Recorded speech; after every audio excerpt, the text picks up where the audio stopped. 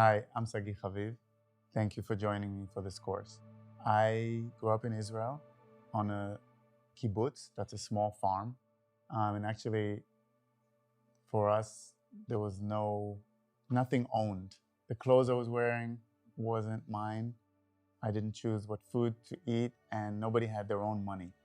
It's kind of a commune where everybody shares everything. So there were some nice things about it, but if your dreams are to go to New York City, that's not the easiest thing because how do you get started? And I was always dreaming about going to New York. I thought maybe I'll be a flight attendant, but that didn't work out for me. I wasn't accepted to the airline. So I had to think about a way to get to New York. One day I just got on a plane after I finished the military service. And my dream was to go to this Cooper Union. That's a free school, and that's the only thing I could really afford. So I got on a plane and I arrived in New York in the middle of the night, and I went and I stayed at this hostel that offered free pizza and beers on Wednesday because I didn't have much money to eat. And I stayed there and I worked on the home test for Cooper Union. And somehow I always believed in my talent because my parents always said, Sagi is so talented. And that's kind of a nice thing to have parents that believe in you. So when I did the home test for Cooper Union, I fully expected to be accepted, but I wasn't. And they totally rejected me. And I got this tiny little letter in the mail that said, thank you so much for your interest, but unfortunately, we cannot offer you admission. And then I was like, wow, what am I going to do? I'm now in New York with nothing to do. My dream has been shattered. So I went and I studied acting just because I needed a student visa to stay in New York. Otherwise, they would have kicked me out. So I studied acting because, I don't know, I think I always dreamt maybe that, I want to be on TV or something like that. So I studied acting for a year, and I studied at a place called Lee Strasberg Institute. They have this unbelievable way of thinking about acting, which is, it's called the method. And the idea is that there is no acting involved. You really have to just be yourself in front of the camera or on the stage, and people, the audience or people in front of the TV will just get it. They will get it if you just live the experience that the character is living through. But that means you have to be very open and vulnerable on stage and in front of the camera. And I very quickly realized that I was not good at it at all. So that was another dream shattered, and I waited tables for a while. And then I was like, okay, now maybe I should try again for Cooper Union. And I did apply again. And this time I got a big envelope in the mail. And at that moment, I kind of realized that if I got into this school, maybe that's what I'm meant to do with my life.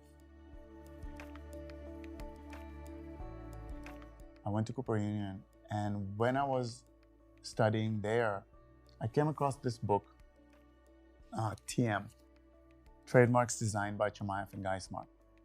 And in it, there are all these logos, and there are all these bold, crisp shapes. And I was mesmerized by all these primary colors and the focused marks, the simplicity, and the fact that they're so reductive and that each one is about something. And I also couldn't believe that all these logos were done by one company. So it kind of became my dream to work for this company, even though I couldn't pronounce the name at the time because it's so complicated, Chamayev and Geismar. But I was like, wow, that's a place I want to be. And suddenly, one of their partners came to teach at the university, and I was like, okay, I'm going to go and try to get a job with him. And he walked into the class, in the first class, and he said, before anybody talks to me, I just want to let you know we're not hiring anybody. In fact, we're firing people right now. We're not offering any jobs. And I was like, another dream shattered right there. And at the end of the year, he actually had an idea to look at people's portfolios, and somehow he invited me to show my portfolio at the company.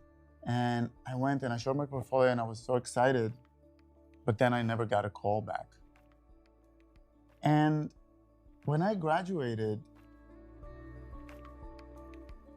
this artist named Laurie Anderson gave a commencement speech to all the graduates. And at the end of the speech, she said, I have one word of advice for you.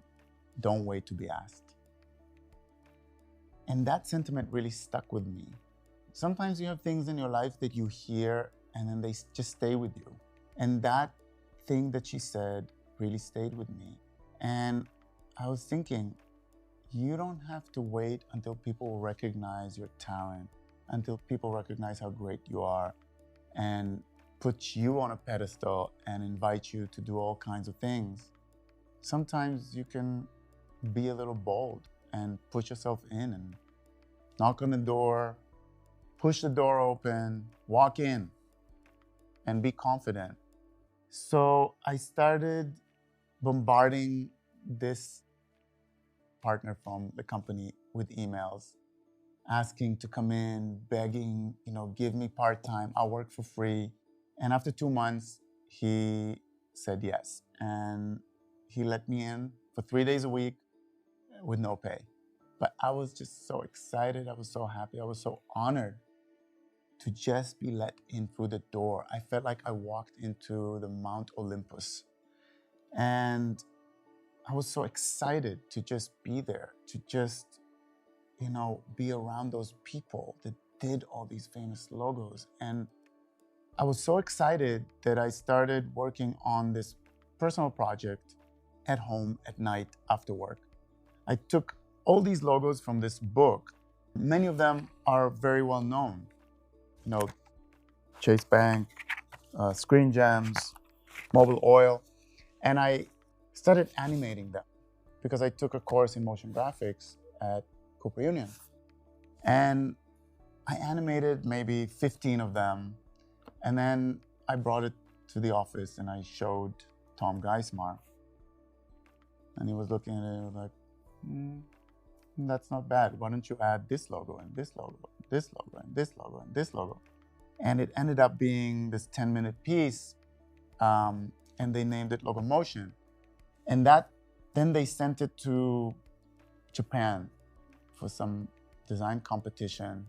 And it won. And suddenly they said to me, do you want to go to Japan to receive the award? And I was like, wow, I've never been on an airplane except when I came to New York.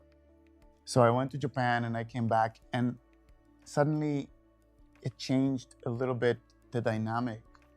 They started paying me. And that was amazing that they paid me for working for them. And from then on, I was taken seriously in the office. And it was all due to a project that I did for myself.